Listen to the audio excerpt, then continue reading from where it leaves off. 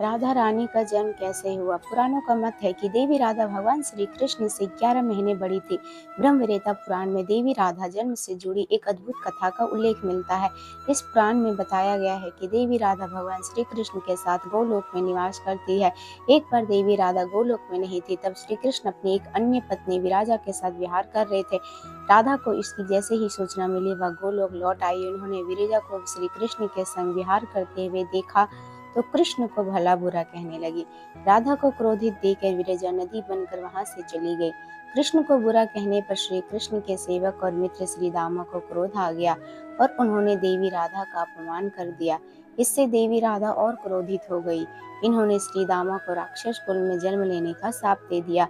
श्री दामा ने भी आवेश में आकर देवी राधा को पृथ्वी पर मनुष्य रूप में जन्म लेने का श्राप दे दिया। इस श्राप के कारण श्री दामा शंखचूड़ नामक असुर बना।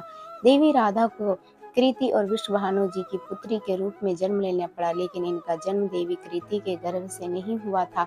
इस तरह हुआ देवी राधा का जन्म। ब्रह्म पुराण में बताया गया है कि श्री दामा और देवी राधा ने एक दूसरे को श्राप दे दिया।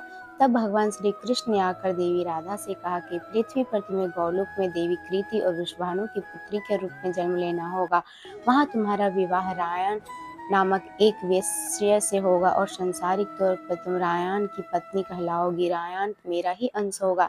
राधा रूप में तुम मेरी प्रिया बनकर रहोगी और कुछ समय तक आपका मेरा बिछोर रहेगा। इस बात श्री कृष्ण ने कहा कि अब यह वृषभानु के घर में जन्म लेने की तैयारी करें।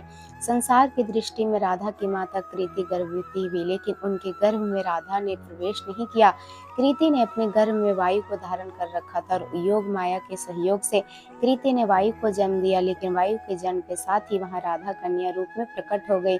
इसलिए यह माना जाता है कि देवी राधा अयोनिजा थी। राधे राधे।